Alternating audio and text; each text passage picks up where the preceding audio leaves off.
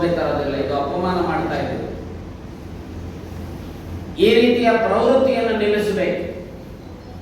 ಸರ್ಕಾರವು ಸಹ ಈ ರೀತಿಯ ವಿಕೃತ ಭಾವನೆಗಳನ್ನು ಹೊಂದಿರುವಂತಹ ಹೇಳಿಕೆಗಳನ್ನು ಗಮನದಲ್ಲಿ ಇಟ್ಟುಕೊಂಡು ಅವರ ಮೇಲೆ ಕ್ರಮ ಜರುಗಿಸಬೇಕು ಅಂತೇಳಿ ಪ್ರೊಫೆಸರ್ ಭಗವಾನ್ ಅನ್ನೋ ಒಬ್ಬ ಗ್ರೇಟ್ ಇಂಟೆಲೆಕ್ಚುಯಲ್ ಅಂತ ಕ್ಲೈಮ್ ಮಾಡೋರು ಇದ್ದಾರೆ. ಬಹುಶಃ ಅವರಿಗೆ ವಯಸ್ಸಿನ ಕಾರಣವೋ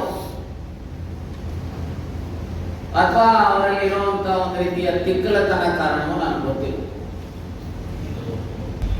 ನಾನು ಅನೇಕ ಸಾರಿ ಇಗ್ನೋರ್ ಮಾಡಬೇಕು ಅಂತ ಅನಿಸಿದ್ದಾರೆ. ಮೊನ್ನೆ 3 ದಿವಸದಿಂದ ಹಾವೇರಿಯಲ್ಲಿ ಮಹರ್ಷಿ ವಾಲ್ಮೀಕಿ ಬರೆದಿರುವಂತಹ ರಾಮಾಯಣದ ಬಗ್ಗೆ ಒಂದು ರೀತಿಯ ತಾತ್ಸಾರದಿಂದ ಕೆಟ್ಟ ರೀತಿಯಲ್ಲಿ ಮಾತನಾಡಿದ್ದಾರೆ.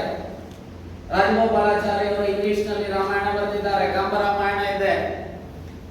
ಇದನ್ನ ಅರ್ಥ ಮಾಡಿಕೊಳ್ಳದೆ ನಿನಗೆ ಎಲ್ಲೋ ಒಂದು ರೀತಿ ವಾಲ್ಮೀಕಿ ಸಮಾಜದ ಮೇಲೆ ಸಿಟ್ಟಿದ್ರೆ ಅಥವಾ ವಾಲ್ಮೀಕಿ ವಿಚಾರಧಾರೆಯಲ್ಲಿ ನಂಬಿಕೆ ಇರುವಂತವರ ಮೇಲೆ ಸಿಟ್ಟಿದ್ರೆ ಈ ರೀತಿ ಮಾತನಾಡೋದು ಶೋಭೆ ತರೋದಿಲ್ಲ, ಇದು ಅಪಮಾನ ಮಾಡ್ತಾ ಇದ್ದೀವಿ. ಈ ರೀತಿಯ ಪ್ರವೃತ್ತಿಯನ್ನು ನಿಲ್ಲಿಸಬೇಕು. ಸರ್ಕಾರವು ಸಹ ಈ ರೀತಿಯ ವಿಕೃತ ಭಾವನೆಗಳನ್ನು ಹೊಂದಿರುವಂತಹ ಹೇಳಿಕೆಗಳನ್ನು ಗಮನದಲ್ಲಿ ಇಟ್ಟುಕೊಂಡು ಅವರ ಮೇಲೆ ಕ್ರಮ ಜರುಗಿಸಬೇಕು ಅಂತೇಳಿ ಒತ್ತಾಯ ಮಾಡ್ತಾನೆ. ನಮ್ಮ ಭಾವನೆಗಳಿಗೆ ನೀವೇನು ಅರಟು ಮಾಡಿದರೆ ಮಿಸ್ಟರ್ ಭಗವಾನ್, ನೀವು ಕ್ಷಮೆಯನ್ನ, ಈ ದೇಶದ ಜನರ ಕ್ಷಮೆಯನ್ನ ಕೇಳಬೇಕು ಅಂತೇಳಿ ಆಗ್ರಹಿಸ್ತಾರೆ. Thank you. ಆ ಅಯೋಧ್ಯಾಕಾಂಡ ಸರ್ಗ 100 ಅಲ್ಲಿ ರಾಮ ಮತ್ತು ಭರತನ ಸಂವಾದದಲ್ಲಿ ಹೇಳ್ತಾರೆ, ರಾಜ ಅಂದ್ರೆ ಏನು, ರಾಜನ ಕರ್ತವ್ಯಗಳೆಂದರೆ ಏನು, ಮಂತ್ರಿ ಮಂಡಲ ಹೇಗಿರುವ 100 ಜನ ಅಪ್ರಮಾಣಿಕರು ಅಯೋಗ್ಯರು ಭ್ರಷ್ಟರು ಇರೋದಕ್ಕೆ ಬದಲು 4 ಜನ ಪ್ರಾಮಾಣಿಕರು ವಿಚಾರವಂತರು ವಿಚಕ್ಷಣಾ ಪ್ರವೃತ್ತಿಯನ್ನ ಇರುವಂತರು ಮಂತ್ರಿ ಮಂಡಲದಲ್ಲಿದ್ದರೆ ಆ ರಾಜ್ಯ ಆ ರಾಷ್ಟ್ರ ಉದ್ಧಾರ ಆಗುತ್ತೆ. ದಿನಗೂಲಿ ಅಂದ್ರೇನು, ವಾರದ ಕೂಲಿ ಅಂದ್ರೇನು, ತಿಂಗಳ ಸಂಬಳ ಅಂದ್ರೇನು, ವರ್ಷದ ಸಂಬಳ ಅಂದ್ರೆ ಅಲ್ಲೇ ಹೇಳ್ತಾರೆ. ಸಂಬಳ ಯಾವಾಗ ಪೇಮೆಂಟ್ ಆಗಬೇಕು, ಟ್ಯಾಕ್ಸ್ ಯಾಕೆ ಆಗಬೇಕು, ಬಡ್ಜೆಟ್ ಯಾಕೆ ಮಾಡಬೇಕು. ರಾಮನ ಜಪ ಮಾಡ್ತಾರೆ ಮೋದಿ, ಅಲ್ಲಿ ಹೇಳ್ತಾರೆ ಮಹರ್ಷಿ ವಾಲ್ಮೀಕಿ ಮತ್ತು ರಾಮ, ಸರ್ಪ್ಲೆಸ್ ಬಡ್ಜೆಟ್ ಇರಬೇಕು, ಯಾವುದೇ ದೇಶ ಉದ್ಧಾರ ಆಗಬೇಕು ಅಂತ ಹೇಳಿ.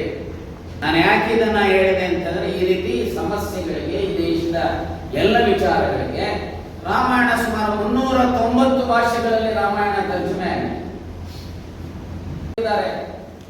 ರಾಜಗೋಪಾಲಾಚಾರ್ಯ ಅವರು ಇಂಗ್ಲಿಷ್ನಲ್ಲಿ ರಾಮಾಯಣ ಬರೆದಿದ್ದಾರೆ, ಕಂಬ ರಾಮಾಯಣ ಇದೆ.